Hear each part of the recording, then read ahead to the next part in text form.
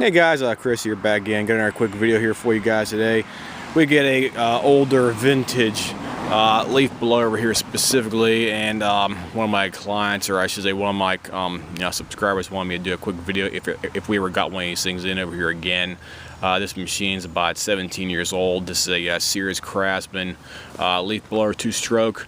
I'll give you a shot of the identification tag on the chute housing right here for that, or I should say blower housing. So there's your information tag right there for that. Let me zoom in here for you.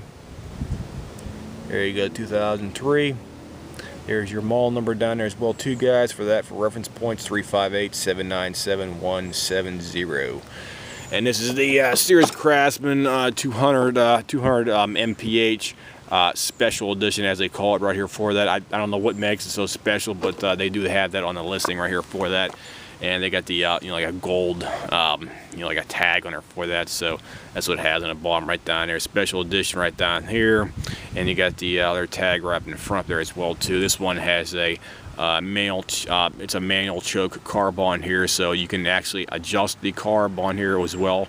You also have the high and low speed right here for reference points as well too. So here's your low speed and stop.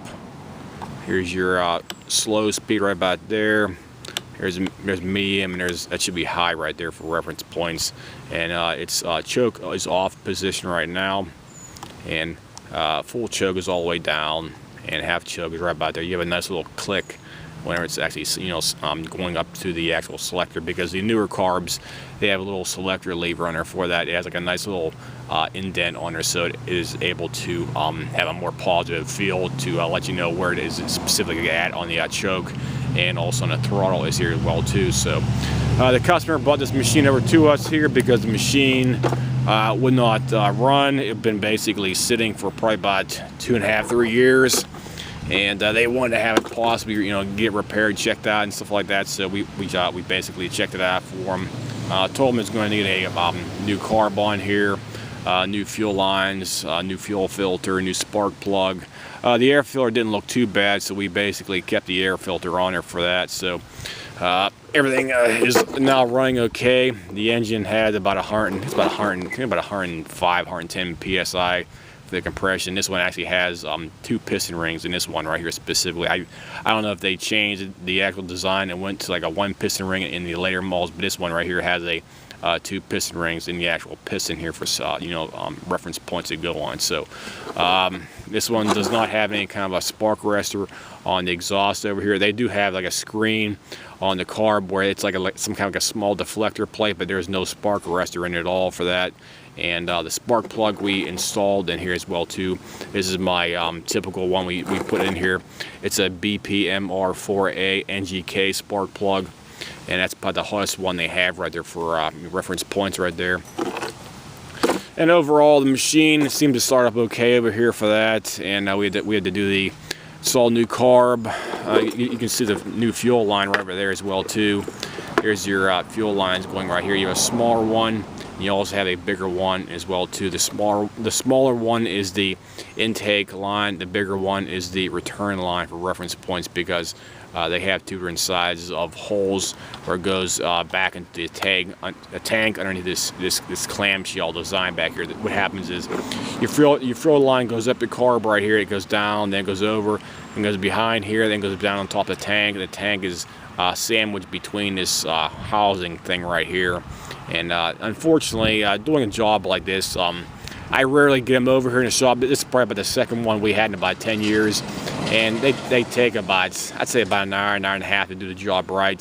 You got to take the whole thing apart. You got to take the housing totally apart on here, guys. You have all these bolts on the outside, the covering. I think you got probably about a dozen bolts. You got 1, 2, 3, 4, 5, 6, 7, 8, 9, 10, 11, 12, 13, 14, 15. You have to take the car. You have to take the muffler off here as well too to get to the carb, because this whole thing separates. The whole housing separates on here, and you have a big split right here. So what you have to do is you have to pull the housing apart in order to get to the fuel tank back here. But this fuel tank is sandwiched between the left and the right hand side of the inside of this this clamshell design, they call it right here. And you all have to be careful when you're taking off your recoil unit back here, you need to have this piece right here stay into the housing right here, because this thing situates between the inner and the outer portion. This metal piece right here. And on the front, you have to be careful on here when you take it apart in the front, because you have a rubber grommet up here as well too, guys. So you have the little grommet right here, this rubber O-ring looking thing right here.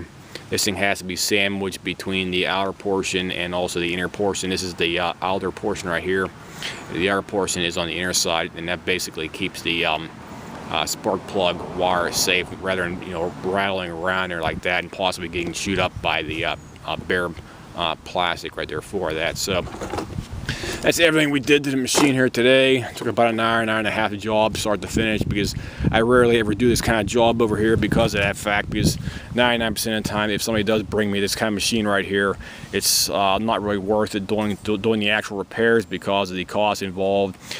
This job right here, a customer owes this thing about 80 bucks right here for the doing job, because the carb it was about 31, 32 bucks on eBay. Plus we had to get a new fuel line, new fuel filter, new spark plug, and we also replaced the intake gasket on there.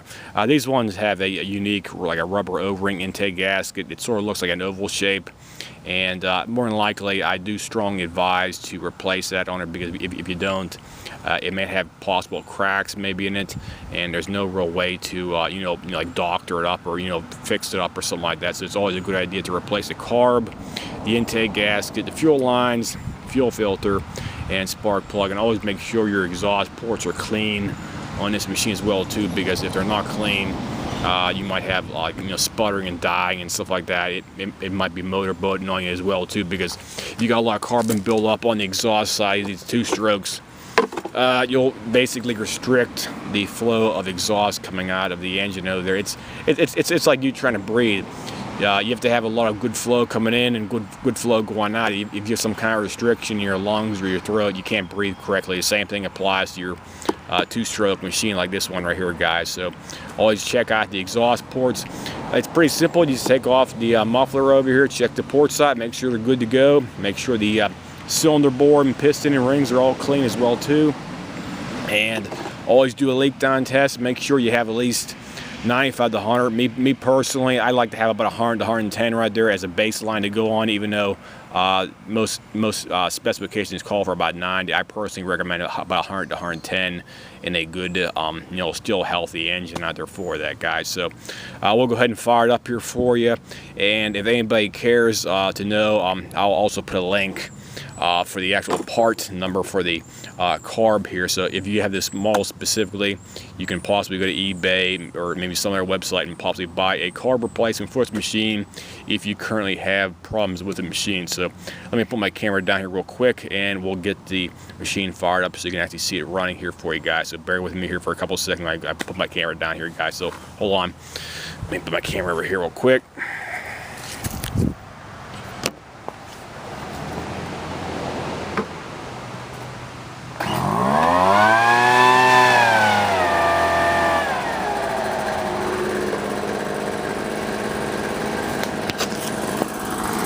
Okay, we're back, guys. Got the machine running over here. Let me get the camera focused here. Let me put it down on the ground here so you get a better side shot. Machine fire up in one pull over here. Got a nice low idle right there for that, because if your engine is in relatively good shape, it should have a nice, good, smooth idle like it is having right now, and it should not have any kind of problems starting up, especially when you put a brand new carb, new intake gasket, new fuel lines, new fuel filter, and also a extremely hot burning spark plug, which I have right here, the NGK BPMR4A. So we'll go ahead and gun it up here real quick.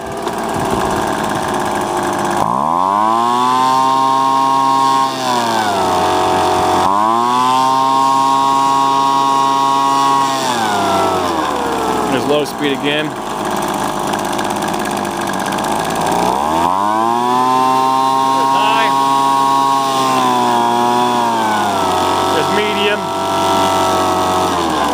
Low. So the machine runs great. It passed the test where it's starting up in one pull when it's hot, so it seemed to be running okay. And also the choke does work on here. I'll do that right now.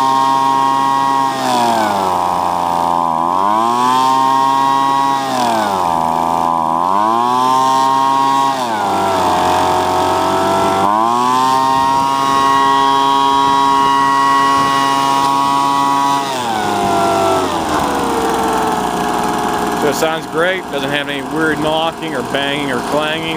Has a nice smooth idle on there. It blows plenty of air, and it's running perfectly fine with the new carb on here, and about 105 psi for the compression ratio. So the engine is still mechanically okay inside. Doesn't have any kind of weird malfunctions going on right there, guys. So we'll show you and shut it off here.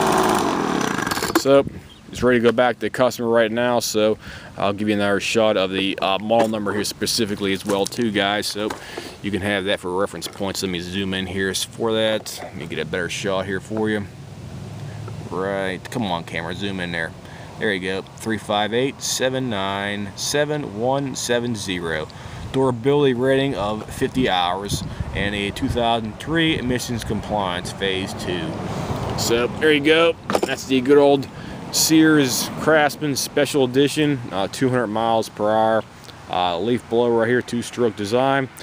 And if you have any comments, questions, whatnot, as usual, feel free to leave me a message, and I'll try to get back to you within 24 to 48 hours about, you know, basic troubleshooting about this type of machine right here, because this is probably about the second one we had over here in about 10 years, because they're not too common right now because of the age and condition of the machine. So feel free to drop me a message here, and I'll try to get back to you as soon as possible about some kind of a basic you know, troubleshooting or help regarding this machine. I'll see you guys. Have a nice day.